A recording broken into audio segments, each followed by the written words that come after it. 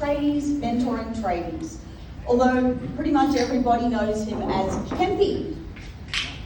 Aaron's not about the theory of business, he's actually lived it. He ran his own painting and decorating business through a tough market, probably a little bit like now. He's lived the awful moments when the phone doesn't ring. He gets it, he got through it, and now he spends weeks inside the numbers, the pressures and the decisions of small trades across Australia. Before painting and coaching, Aaron was a chef, which means he's seen business, small business, from inside hospitality too. The patterns are exactly the same. A downturn is a downturn is a downturn. It works the same whether or not you're flipping burgers, painting a house, or running a law firm.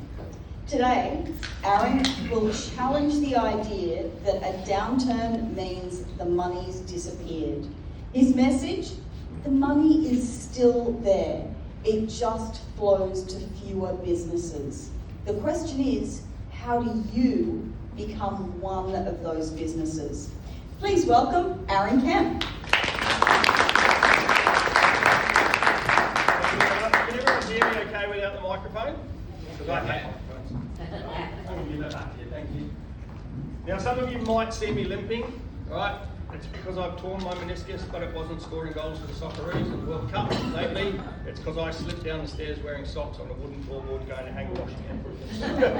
So even us can get taken out. So before I start, I just want to understand in the room, has everyone heard that the market's a little bit tough right now for businesses? Yeah, people are holding on to their money a little bit more. We've got what I term as the perfect storm. We've got Trump doing his stuff over there.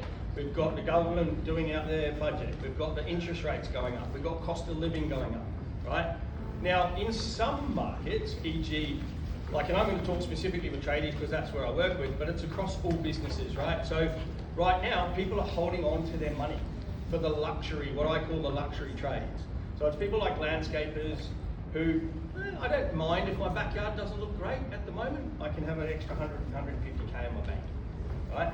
I don't care if my house isn't painted just yet. I can have a bit, 25, 30 grand still in my bank account, right? So it's the luxury trades I'm referring to, and it's also the luxury businesses like restaurants and shops and things like that are suffering at the moment because people are tending to hold on to their money more, right? So in this market, you've got to work out, well, what do I do differently? How do I turn up in the market that makes somebody want to spend their money with me, okay? And so I'm going to give you a couple of examples today, but first of all, I'm going to start off with my own journey.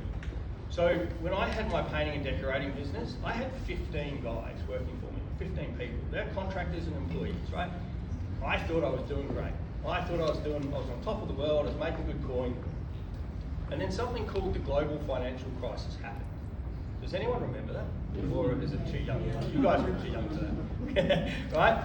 And all of a sudden, the quotes that I was getting, or was landing at 80% conversion rate for a sales process, that's pretty bloody good for a painter. I was getting paid to go and do quotes on people's houses, right? One of the first tradies that ever charged for a quote, by the way. I was getting paid to go to people's houses and then give them a quote at the end of it, right? All of a sudden, my conversion rate dropped to 25%, and I was told I was too expensive. Oh my God, too expensive? Why? I couldn't work it out. And so now, all of a sudden, I've got 15 people that are relying on me to feed them and their families. Now, what do? I made one of the worst business decisions of my life. What did I do? Anyone tell me? Pardon? Lay off staff. Well, yes, I had to lay off staff, but then I became desperate. Hey? No, that was later. That was after all the experience. I dropped my prices, well done, right? Had no idea what my margins meant to me, had no idea how much money I needed to make on every person to make me profitable, right? And so what I've learned through coaching is tradies are really only billable for about 30 hours a week, right? Because of all the project delays, project blowouts, all that sort of stuff. 42 weeks of the year is what a business owner will earn on trading when you employ them. Now, all of a sudden, you have a drop in the market, you've got them cleaning your ute, you've got them cleaning your shed, you've got them painting your house. That's all stuff I didn't want to dive into. So, over that time, Biggest business decision I made was to drop my prices and compete on price. Now I'm locking in a heap of work, brilliant, and I'm not making any money on it. I'm losing money, hand over fist. My business was costing me, towards some parts, about $2.5 to $5 grand a week to keep open. Now you can't sustain that. You also, then next thing happens, I get audited by workers' comp for not doing the right thing, paying subcontractors who weren't subcontractors, they were employees. So all of a sudden I got a big fine from workers' comp. Then I hadn't paid super on these people, so I got a fine from superannuation that I had to pay that. And then the tax department wanted some money as well. I was like, hell, who else wants money off me, right? And so that business cost me so much money because I was a good tradie, I wasn't a good business owner, right? And if you can separate the two, tradies get taught how to be good business owners, good tradies, but not good business owners at take. One of the fundamental things that's missing out of the training. Okay, we teach apprentices how to run businesses. They'll be better employees and make them better business owners later on. That's why that rant.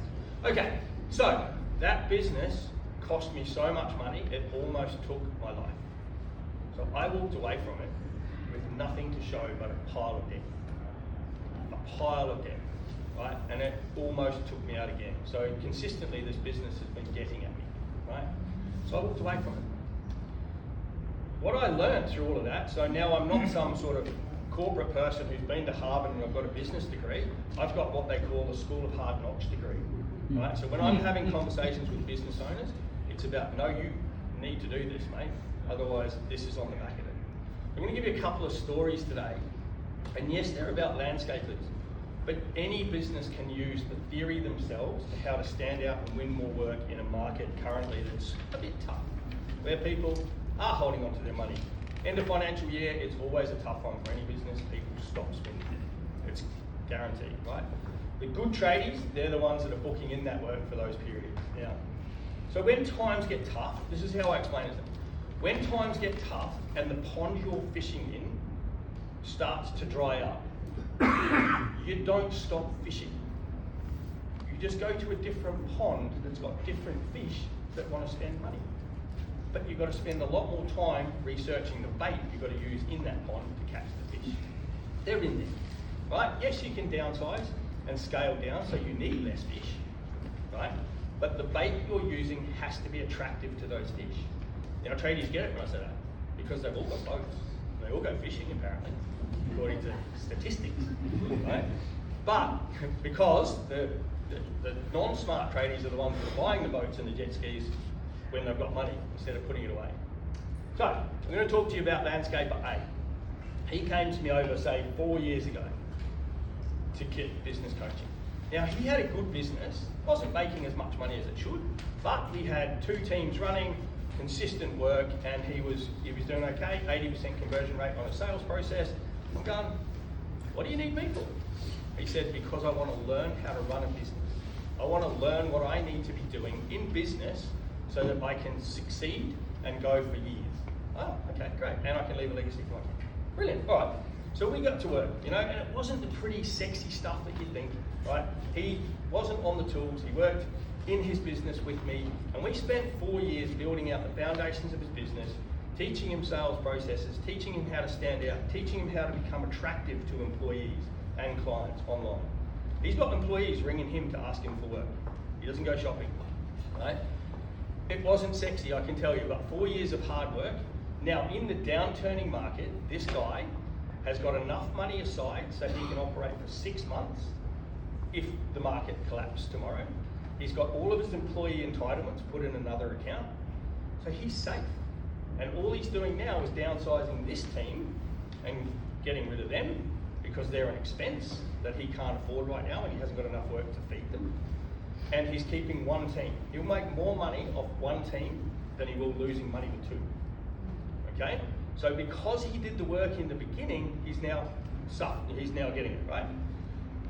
Off the back of that, we've got landscaper B, who came to me 3 months ago, in the downturn market, struggling, and hasn't got any of the money aside. Bought the nice utes, bought the jet skis, and hasn't got any money aside, and he's now really suffering. So he's now throwing stuff out there, we're rebranding him, he's trying to be a concierge business, throw everything to everyone, and he's competing on price.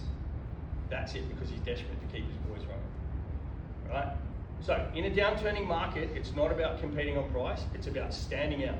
It's about being the bait in that fish pond that you're fishing in that people want to spend money with you, right? Because you're professional, you turn up on time, you look good, you present your quotes well in person, right? It's the same with restaurants. How are you standing out in the market, appealing to your locals who will support you through winter and in a downturning market? Anyway, my name's Aaron from Tradies, Tradies. Thank you for having me.